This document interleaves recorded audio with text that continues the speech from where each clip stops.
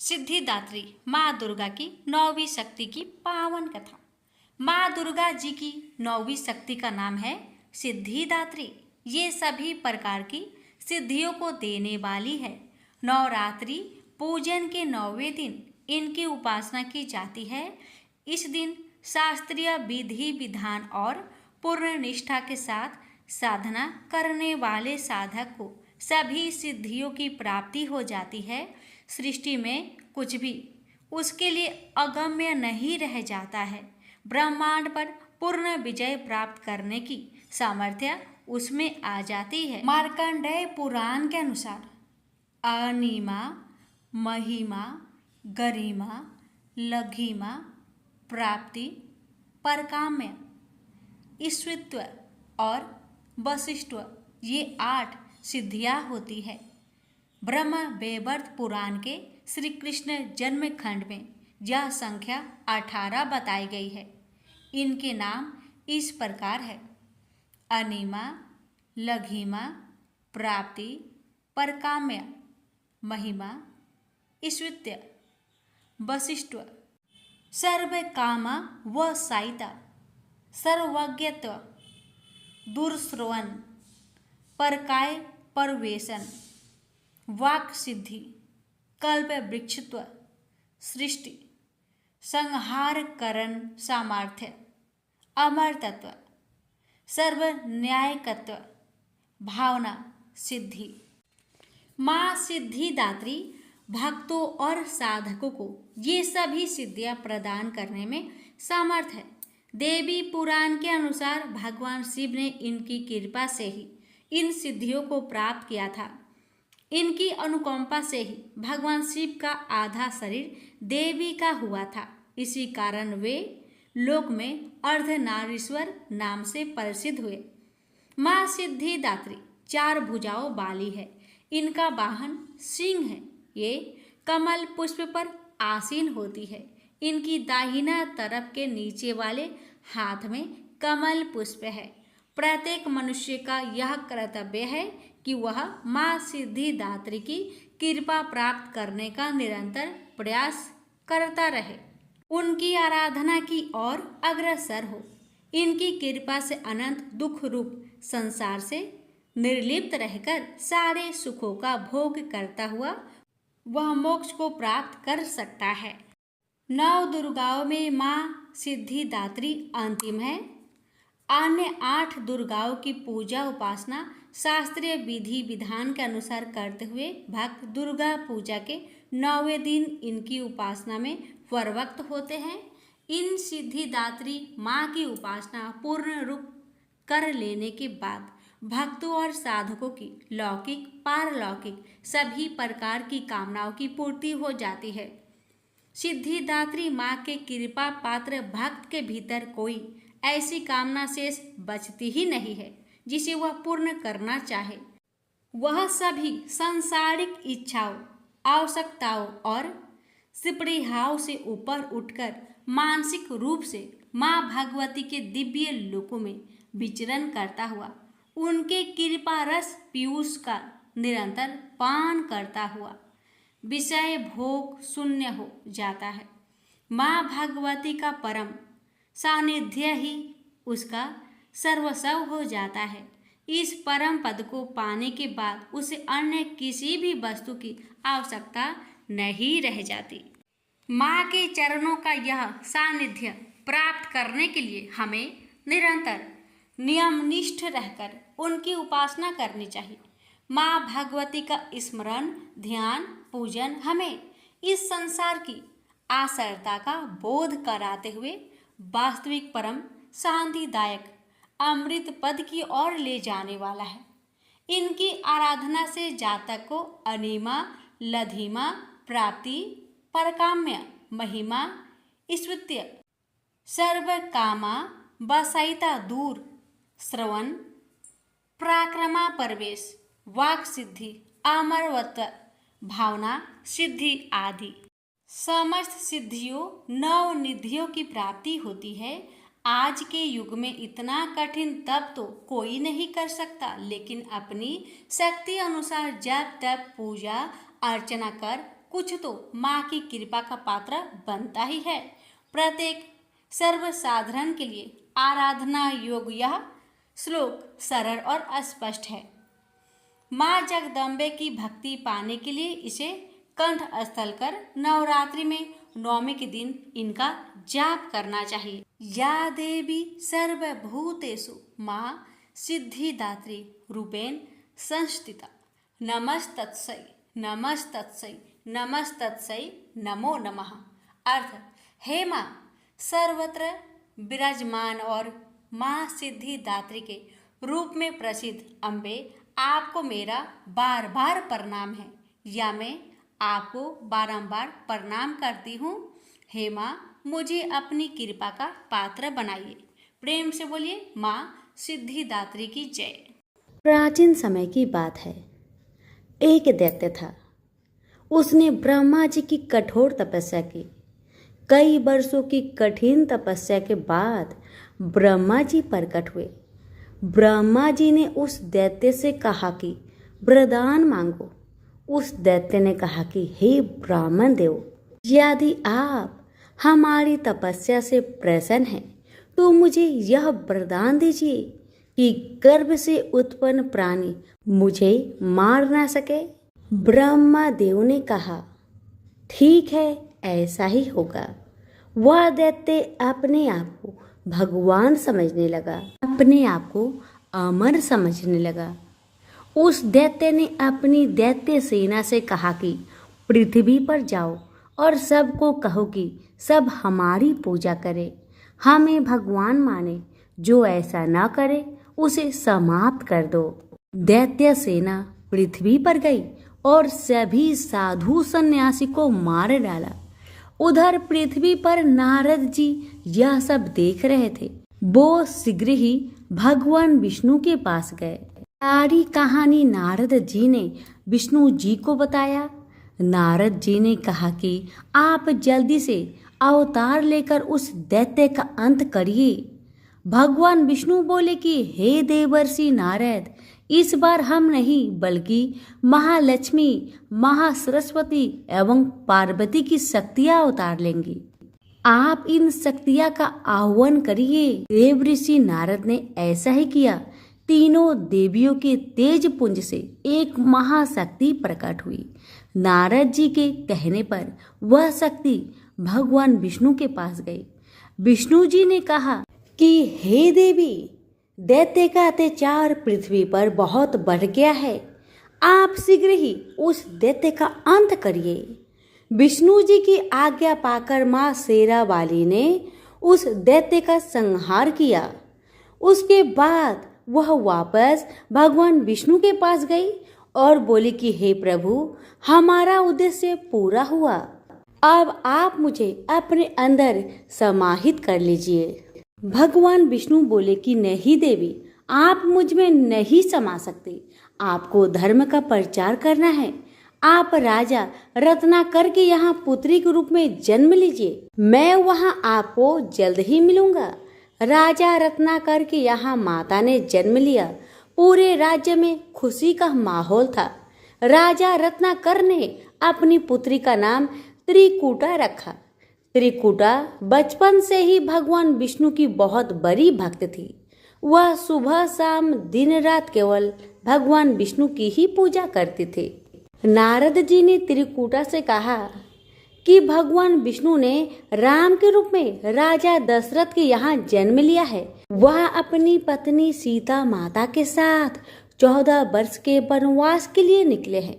त्रिकूटा को जब यह बात पता चली तो उसने अपना राजपाट सुख ऐश्वर्य का त्याग कर दिया और अकेले जंगल में कुटिया में रहकर भगवान राम की तपस्या करने लगी।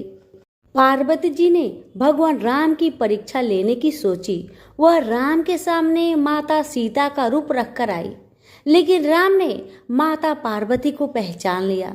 राम ने पार्वती के सामने हाथ जोड़ लिया। राम ने लक्ष्मण से कहा कि हे लक्ष्मण, माता पार्वती आई है, इन्हें प्रणाम करो। माता पार्वती अपने असली रूप में आ गई।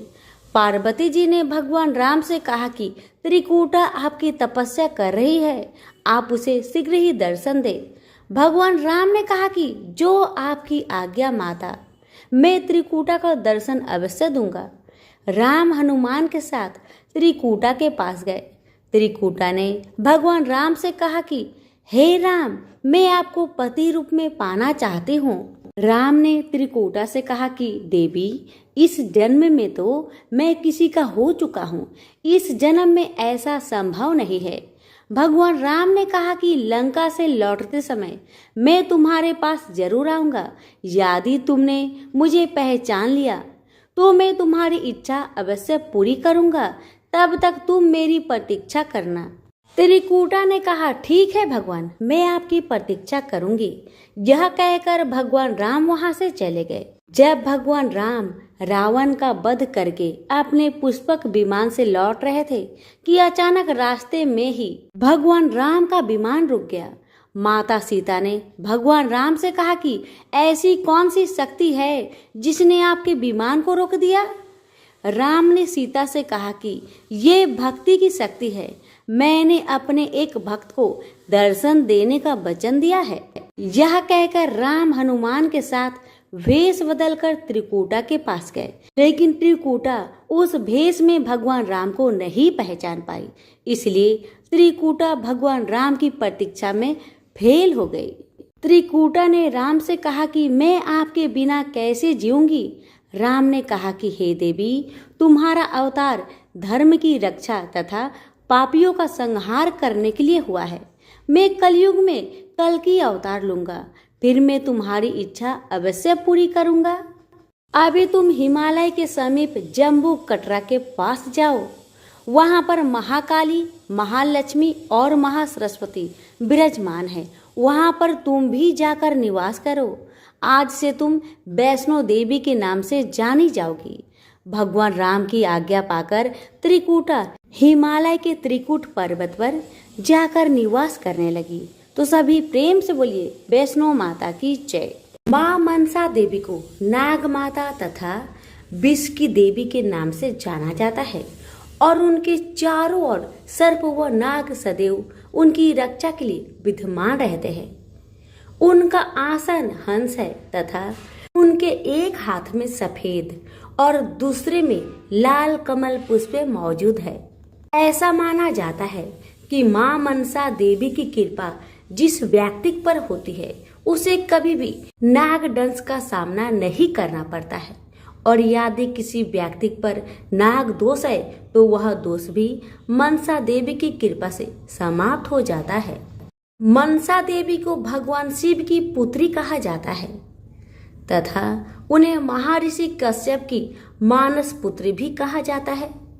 तो चलिए मनसा देवी के जन्म से जुड़ी कथा सुनते हैं। मान्यता के अनुसार एक बार जब भगवान शिव और माता पार्वती कैलाश पर्वत पर स्थित एक दिव्य तालाब के निकट नित्य कर्म कर रहे थे तो उनकी अलौकिक नृत्य से एक तेज निकला और वह तेज उस दिव्य तालाब में स्थित कमल पुष्प के पत्ते पर जा गिरा, जिसके बाद उस तालाब में मौजूद सभी जहरीले सांप सर्प उस दिव्य तेज के समीप आ गए और उन्होंने उस तेज को अपनी कुंडली में लपेट लिया। समय बीतता गया और बाद में उस तेज ने एक कन्या का रूप लिया जिन्हें माँ मनसा देवी के नाम से जाना गया। प्रेम से बोलिए मनसा माता की जय। राम लक्ष्मण की कहानी। भगवान श्री राम, लक्ष्मण और सीता जी पिता दशरथ जी की आज्ञा से वनवास जाने लगे। रास्ते में सभी तीर्थ गंगा, यमुना, गोमती नदियों में प्रीत्य तर्पण कर वन में कंदमूल फल फूल खाते हुए वन में अपना समय व्यतीत करने लगे। एकम के दिन लक्ष्मण जी ने राम जी की आज्ञा से फल फूल लाकर माँ सीता को दे दिए। तब माँ सीता ने 4 पतल परोसी। तब लक्ष्मण जी ने पूछा, भाभी माँ, हम 3 हैं, फिर 4 में क्यों परोसा? तब माँ सीता बोली, 1 पतल गाय माता के लिए है। राम जी लक्ष्मण जी गाय माता को पतल परोस दी। तब राम जी ने पूछा, सीता जी, आपने खाना शुरू क्यों नहीं किया? तब सीता माँ बोली, मेरे तो राम कथा सुनाने का नियम है। राम कथा सुनाने के बाद ही मैं फल ग्रहण करूंगी। तब राम जी बोले, मुझे कथा सुना दो। लक्ष्मण जी बोले, मुझे सुना दो। तब माँ सीता बोली, औरत की बात औरत सुने तो ठीक है। आप तो मेरे पति हो और आप मेरे देवर हो, मैं आपसे कैसे कहूँ। तब लक्ष्मण जी ने सोचा, इस जंगल में कौन औरत मिलेगी। तब लक्ष्मण जी ने अपनी माया से एक नगरी का निर्माण किया। उस नगरी में सब सुख सुविधाएं से युक्त थी। उस नगरी में सब चीजें सोने की थी, इसलिए नगरी का नाम सोन नगरी रखा। सभी नगर वासियों को घमंड हो गया। उस नगरी में कोई गरीब नहीं था। जब सीता जी कुएं पर पानी लेने गई और पनिहारिनों से राम राम किया तो कोई नहीं बोली। थोड़ी देर में एक छोटी कन्या आई। सीता जी ने उससे राम राम बोली और कहा कि भाई राम कथा सुनेगी। तब वह बोली, मेरे तो घर पर काम है। सीता जी ने कहा, मेरे पति राम और देवर लक्ष्मण भूखे हैं। तब लड़की बोली, मेरी माँ मेरा इंतजार कर रही है। वह लड़की वहां से जाने लगी। तब माँ सीता के क्रोध से सारी नगरी साधारण हो गई। जब लड़की घर आई तो माँ बोली, बाई ये क्या हुआ। तब लड़की बोली, मेरे को पता नहीं है। वहां एक साध्वी बैठी थी, मुझे राम कथा सुनने के लिए बोली, पर मैं तो कथा नहीं सुनी। यदि उसने कुछ किया हो तो पता नहीं। तब उसकी माँ ने उसको वापस जाकर कथा सुनने को कहा। लड़की ने वापस जाकर कथा सुनने से मना कर दिया। तब उसकी बहू बोली, आपकी आज्ञा हो तो मैं कहानी सुनकर आती हूँ। जब बहू कुएं पर गई तो पानी भरे और खाली करे। तब सीता जी ने कहा, आपके घर पर कुछ काम नहीं है क्या। तब वह बोली, माता जी मैं तो सारा काम करके आई हूँ। तब माँ सीता बोली, तू मुझे माँ कहकर बुलाई, यदि तुझे समय हो तो मेरी राम कहानी सुन लेगी। तब वह बोली, माता जी कहानी सुनाओ, मैं प्रेम से कहानी सुनूंगी।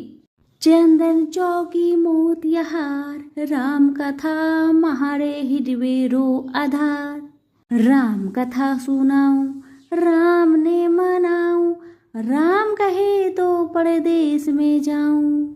सीता जी ने कहा, हे भाई तूने मेरी मृत्यु लोक में मदद करी, भगवान तेरी स्वर्ग लोक में रक्षा करेंगे। सीता जी ने राम कथा सुनाई। बाई ने सुनी। आओ राम बैठो राम, जल भर झाड़ी लाई राम, केलारी दातुन लाई राम, ठंडा जल भर लाई राम, संपाडो पधारवो राम, झगलैया टोपी लाई राम, करा किंगली लाई राम, स्वर्ण सिंहासन लाई राम, तापर आप बिराजो राम, झालर तिकरा लाई राम, शंख ध्वनि गरनाऊ राम, हिडवे हीरा शोभे राम, निरखता मन मोहे राम, चरण शरण में आई राम, शरण आपड़ी ले लियो राम, माखन मिश्री लाई राम, माखन मिश्री आरोगो राम, दूध भर कटोरी लाई राम, मेवा चिरंजीवी परोसु राम, खाती मीठी चाखा राम, चरखो फरखो आरोखो राम, रुच रुच भोग लगाऊ राम, जो भावे सो ले लियो राम, जल भर झारी लाई राम, अबे आचमन कर लियो राम, रे श्याम गमछो लाई राम, हाथ मुंह पोछ लियो राम, पुष्पा सुसेच बिछाऊ राम, आंतरिया छिड़काऊ राम, हिंगलू डोलिया डलाऊ राम, सीता जी चरण दबावे राम, सुख भर से जे पोढ़ो राम, हजार पंखा ढोलू राम, घट घट माया विराजो राम, मुख में तुलसी बोलो राम, खाली मिजाज काई काम, जब बोलो जब राम ही राम, बोलो पंछी राम राम, पूर्ण होवे मंगल काम। राम कथा पूर्ण हुई तो सीता जी ने कहा, हे भाई तूने मेरी राम कथा सुनी मेरी सहायता की। राम जी लक्ष्मण को जिमाया है। भगवान तेरी भी रक्षा करेंगे, तुझे स्वर्ग का सुख मिलेगा। सीता माता ने उपहार स्वरूप अपने गले का हार दे दिया। जब वह घर गई तो उसके मटका सब सोने के हो गए। सासू जी ने कहा, ये सब तू कहाँ से लाई? बहू ने कहा, मैं माँ सीता से राम कथा सुनी, ये इसी का फल है। सासू जी ने कहा, प्रतिदिन राम कथा सुनाना। बाई को राम कथा सुनते बहुत दिन हो गए। तब उसने माँ सीता से पूछा, इसका उद्धापन विधि बतलाओ। तब सीता जी ने कहा, 7 लड्डू लाना, 1 नारियल लाना, उसके 7 भाग करना, 1 भाग मंदिर में चढ़ाना, जिससे मंदिर बनवाने जितना फल होता है। 1 भाग सरोवर के किनारे गाड़ देना, जिससे सरोवर खुदवाने जितना फल होता है। 1 भाग भगवत गीता पर चढ़ाना, जिससे भगवत गीता पाठ करवाने जितना फल होगा। 1 भाग तुलसी माता पर चढ़ाना, जिससे तुलसी विवाह जितना फल होगा। 1 भाग कंवारी कन्या को दे देना, जिससे कन्या विवाह जितना फल होगा। 1 भाग सूरज भगवान को चढ़ाना, जिससे 33 करोड़ देवी देवता को भोग लगाने जितना फल होगा। अब उसने विधि पूर्वक उद्धापन कर दिया। माता सीता के पास आई, माता मैंने तो विधि पूर्वक उद्धापन कर दिया, अब 7 दिन बाद बैकुंठ से विमान आएगा। 7 दिन पूरे हुए, विमान आया तो बहू ने कहा, सासू जी स्वर्ग से विमान आया है। तब सासू जी ने कहा, बहू तेरे ससुर जी को व मेरे को भी ले चल, तेरे माता पिता को भी ले चल, सारे कुटुंब परिवार को ले चल, अड़ोसी पड़ोसी को ले चल। बहू ने सबको बैठा लिया, पर विमान खाली था। थोड़ी देर में ही उनकी ननद आई और देखते ही देखते विमान भर गया। तब बहू ने कहा, माँ सीता नंद बाईसा को बैठा लो। पर माँ सीता ने कहा, इसने कभी कोई धर्म पुण्य नहीं किया। तब बहू ने कहा, बाईसा आप पहले राम लक्ष्मण की कथा सुनना, उसके बाद आपके लिए बैकुंठ से विमान आएगा। गांव के सारे लोग एकत्र हो गए और पूछने लगे, बाई तूने ऐसा कौन सा धर्म पुण्य किया? गीता भगवत के पाठ किए, हमें भी बताओ। तब बाई ने कहा, मैंने तो माता सीता से प्रतिदिन राम कथा सुनी और नियम से उद्धापन किया। तब समस्त ग्रामीण राम कथा सुनने की जिद करने लगे। तब बाई राम कथा कहने लगी और सब नर नारी सुनने लगे। राम कथा संपूर्ण होते ही समस्त नगरी सोने की हो गई। बाई ने कहा, जो कोई राम कथा को सुनेगा उसको मेरे समान ही फल मिलेगा। सब राम लक्ष्मण जी की जय जयकार करने लगे और विमान स्वर्ग में चला गया। 7 स्वर्ग के दरवाजे खुल गए। पहले द्वार पर नाग देवता, समस्त देवी देवता पुष्प वर्षा करने लगे। देवताओं ने पूछा कि तूने क्या पुण्य किया? तब उसने कहा, मैंने तो राम लक्ष्मण जानकी की कहानी सुनी। तो समस्त देवताओं ने कहा, वर मांग। तब उसने कहा, मेरे तो सब सिद्धियां है, मुझे यह वर दो कि जो भी श्रद्धा व भक्ति से राम कथा राम लक्ष्मण जानकी की कहानी सुनेगा उसको मेरे समान ही फल मिले। सभी देवी देवताओं ने पुष्प वर्षा करते हुए तथास्तु कहा। चारों ओर राम राम की जय जयकार होने लगी। प्रेम से बोलिए सिया रामचंद्र की जय। हिंदू धर्म में गाय को पूजनीय और माँ लक्ष्मी का स्वरूप माना गया है। कामधेनु गाय को सभी गायों की माता का दर्जा प्राप्त है। कामधेनु गाय दैनिक और चमत्कारी शक्तियां से परिपूर्ण बताई जाती है। धार्मिक शास्त्रों के अनुसार कामधेनु गाय में 33 करोड़ देवी देवता निवास करते हैं, इसलिए कामधेनु गाय के दर्शन मात्र से ही सभी कष्टों का निवारण हो जाता है। कामधेनु गाय को सुरभि भी कहा जाता है और इसे निर्मलता का प्रतीक भी माना गया है। कामधेनु गाय का जिक्र मिलता है जब देवताओं ने समुद्र मंथन किया था तो उसमें से निकलने वाली 14 मूल्यवान चीजों में से एक कामधेनु गाय भी थी, जिसको देवताओं ने प्रणाम किया और स्वर्ग में स्थान मिला। माना जाता है कि जिसके पास भी कामधेनु गाय होती है वह सबसे शक्तिशाली व्यक्ति कहलाता था। शास्त्रों में राजा को भगवान की विभूति माना गया। साधारण व्यक्ति से श्रेष्ठ राजा को माना जाता है। राजाओं में भी श्रेष्ठ सप्त दिव्यवती पृथ्वी के चक्रवर्ती सम्राट को और अधिक श्रेष्ठ माना गया है। ऐसे ही पृथ्वी के एक छत्र सम्राट सूर्यवंशी राजश्री दिलीप एक महान गाय माता के भक्त हुए। महाराज दिलीप और देवराज इंद्र में मित्रता थी। देवराज को बुलाने पर दिलीप एक बार स्वर्ग गए। देव असुर संग्राम में देवराज ने महाराजा दिलीप से सहायता मांगी। राजा दिलीप ने सहायता करने के लिए हाँ कर दी और देव असुर युद्ध हुआ। युद्ध समाप्त होने पर स्वर्ग से लौटते समय मार्ग में कामधेनु मिली, किंतु सम्राट दिलीप ने पृथ्वी पर आने की आतुरता के कारण उसे देखा नहीं। कामधेनु को उन्होंने प्रणाम नहीं किया, न ही प्रदक्षिणा की। इस अपमान से रुष्ट होकर कामधेनु ने श्राप दिया, मेरी संतान नंदिनी गाय यदि कृपा करे तो यह पुत्रहीन ही रहेगा। महाराज दिलीप को श्राप का कुछ पता नहीं था, किंतु उनके कोई पुत्र न होने से वे स्वयं महारानी तथा प्रजा के लोग भी चिंतित व दुखी रहते थे। पुत्र की प्राप्ति की इच्छा से महाराज दिलीप रानी के साथ कुलगुरु महर्षि वशिष्ठ के आश्रम पर पहुंचे। महर्षि सब कुछ समझ गए। महर्षि ने कहा, यह गौ माता के अपमान का पाप का फल है। सुरभि गौ की पुत्री नंदिनी गाय हमारे आश्रम में विराजती है।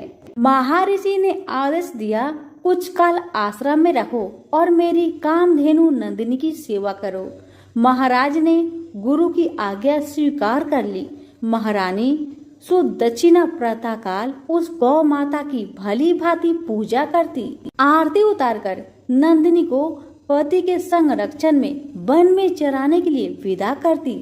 सम्राट दिन भर छाया की भांति उसका अनुगमन करते। उसके ठहरने पर ठहरते, चलने पर चलते, बैठने पर बैठते और जल पीने पर जल पीते। संध्या काल में जब सम्राट के आगे आगे सद परसुत्ता बाल वत्सा नंदिनी आश्रम को लौटती तो महारानी देवी सुदक्षिणा हाथ में अक्षत पात्र लेकर उसकी प्रदक्षिणा करके उसे प्रणाम करती और अक्षतादि से पुत्र प्राप्ति रूप अभिष्ट सिद्धि देने वाली उस नंदिनी का विधिवत पूजन करती।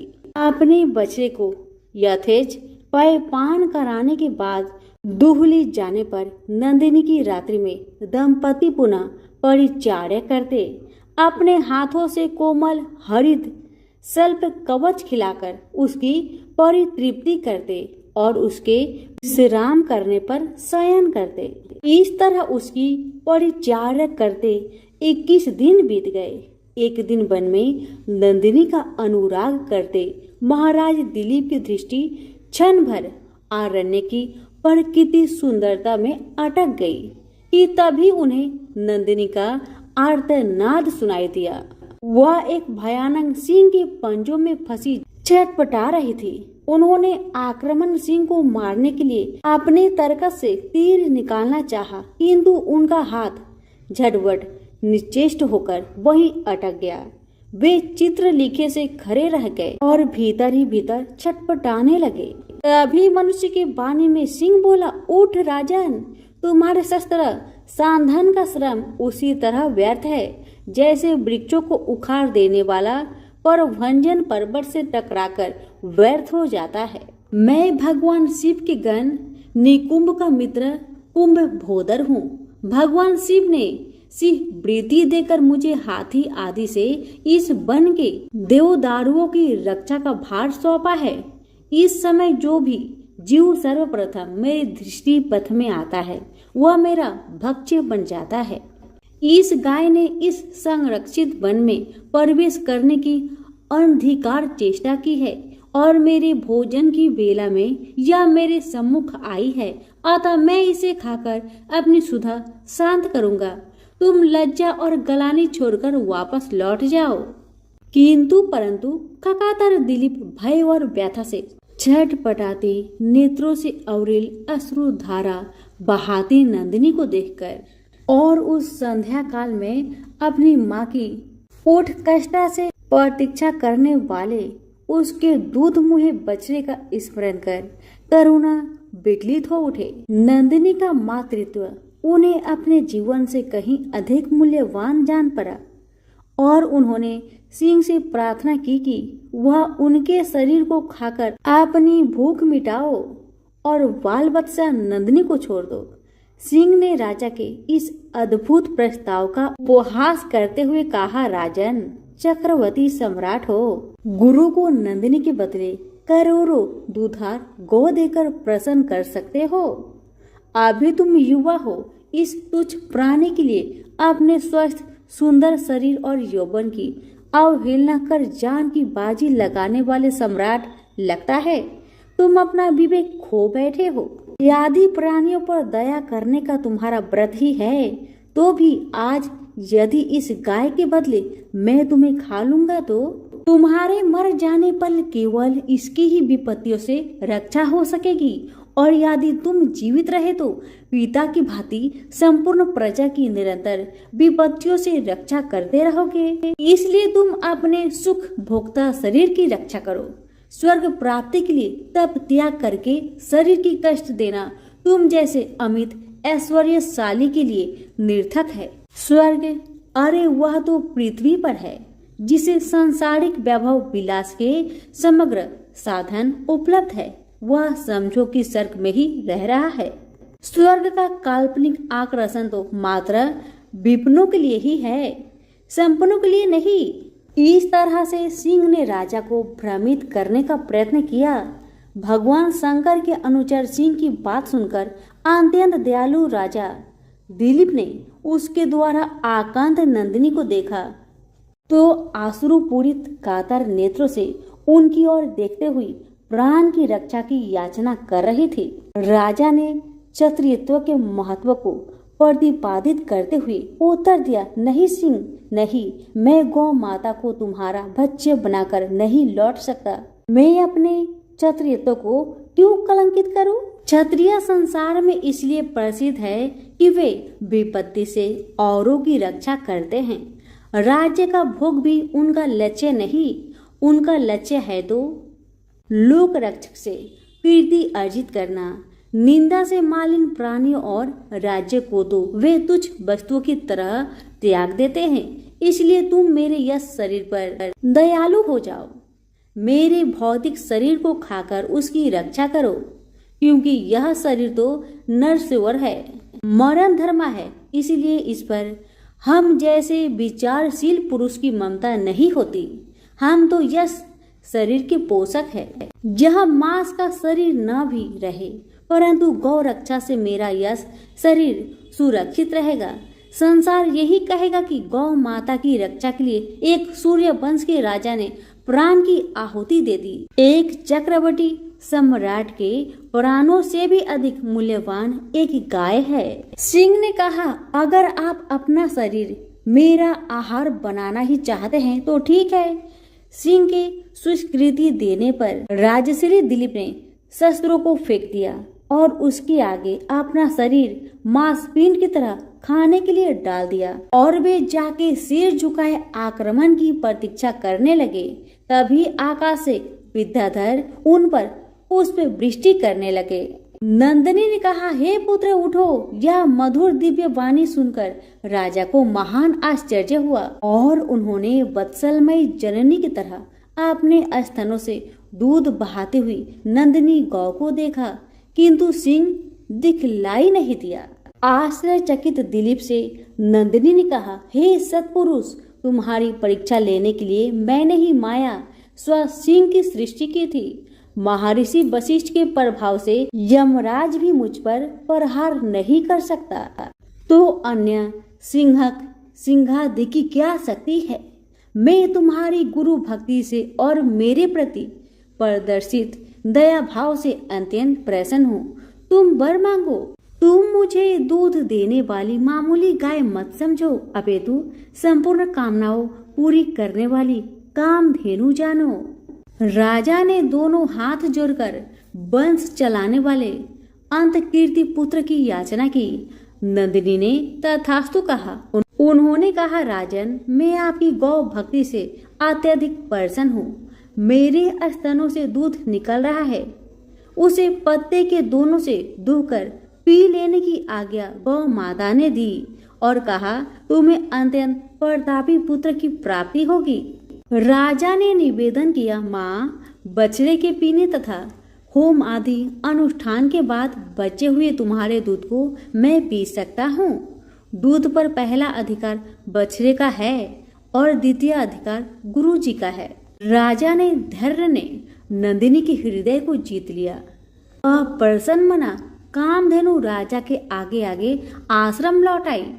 राजा ने बछड़े के पीने तथा अग्निहोत्र से बचे हुए दूध का महर्षि की आज्ञा पाकर पान किया। फलतः वे रघु जैसे महान यशस्वी पुत्र से पुत्रवान हुए और इसी वंश में गौ भक्ति के प्रताप से स्वयं भगवान श्री राम ने अवतार ग्रहण किया। महाराज दिलीप की गौ भक्ति तथा गौ सेवा सभी के लिए एक महानतम आदर्श बन गई। इसलिए आज भी गौ भक्तों के परिगणना से महाराज दिलीप का नाम बड़े ही श्रद्धा भाव से एवं आदर से सर्वप्रथम लिया जाता है। इस चरित्र से यह बात सिद्ध हो गई कि सप्तद्वीपवती पृथ्वी के चक्रवर्ती सम्राट से अधिक श्रेष्ठ एक गौ माता है। तभी प्रेम से बोलिए, गौ माता की जय हो। बहुत समय पहले की बात है। एक गांव में एक ननद भाभी रहा करती थी। ननद अभी कंवारी थी।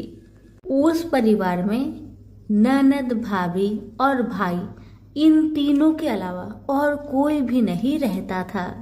भाभी तो कभी कोई पूजा पाठ करती ही नहीं थी और ननद हर रोज तुलसी माता की पूजा किया करती थी, उनकी बड़ी सेवा करती थी। बिना तुलसी पूजन के ननद कभी भोजन नहीं करती थी। ननद का पूजा पाठ देख के भाभी को बहुत क्रोध आता था। कभी कभी भाभी तो अपनी ननद से ऐसे भी कह देती थी कि जब तुम्हारा विवाह होगा ना, तो मैं तुम्हें और बराती को तुलसी ही खाने दूंगी और दहेज में यही दूंगी। इसी तरह समय निकलने लगा, दिन बीतने लगी। अब तो ननद भी बड़ी हो गई थी। भाई ने अपने बहन के लिए एक अच्छा घर और वर ढूंढा। अब तो बहन की शादी पक्की हो गई। बहन की शादी वाले दिन भाभी ने क्या किया, बारातियों के सामने तुलसी का गमला फोड़कर रख दिया। लेकिन ननद की सच्ची भक्ति और श्रद्धा से तुलसी माता बहुत प्रसन्न थी। इसी कारण से तुलसी माता की कृपा से तुलसी का गमला स्वादिष्ट व्यंजन में बदल गया। ये चमत्कार देखकर भाभी बहुत आश्चर्यचकित हो गई, लेकिन फिर भी उसका आदत नहीं गया। उसने फिर क्या किया, अपने ननद को गहने के बदले में तुलसी की मंजरी पहना दी। लेकिन तुलसी माता की कृपा से वह मंजरी भी सोने के आभूषण में बदल गए।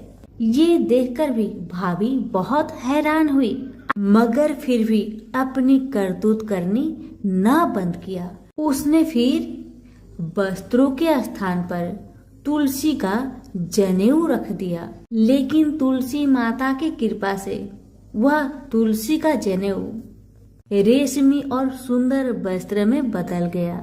ननद की भाभी बहुत पापिन थी, इसलिए तुलसी माता की महिमा को न जान सकी। भाई ने अपने बहन को बड़े प्यार और आदर के साथ विदा किया। बहन ससुराल में गई। ससुराल वाले उसके दहेज आदि के बारे में बहुत बड़ाई करने लगे। जब ये बात भाभी को मालूम हुई तो उसे बड़ा आश्चर्य हुआ और तुलसी जी की पूजा का महत्व उसको समझ में आ गया। भाभी की एक लड़की थी। अब भाभी सोचने लगी, क्यों ना मैं भी अपनी बेटी को तुलसी माता की पूजा करने को कहूँ। अब तो भाभी अपनी लड़की से कहने लगी कि तू भी तुलसी माता की सेवा कर, तुझे भी बुआ की तरह फल मिलेगा। पर लड़की अपनी माँ के जैसी ही थी, उसे तुलसी की सेवा में मन नहीं लगता था। भाभी की लड़की हर रोज सुबह स्नान करके ऊपर के मन से अपनी माँ की बात रखने के लिए तुलसी माता की पूजा कर लिया करती थी, मगर मन उसका पूजा में कभी नहीं लगा। इसी तरह समय बीतते गया। इस बार भाभी ने खुद अच्छा घर और वर देखकर अपनी बेटी का विवाह तय किया। और जब विवाह का समय आया तो भाभी ने सोचा, जैसा व्यवहार मैंने अपनी ननद के साथ किया वैसा ही व्यवहार मैं अपनी बेटी के साथ करूंगी, क्योंकि मैंने जो ननद के साथ व्यवहार किया उसी व्यवहार के कारण ननद को इतनी इज्जत मिली थी।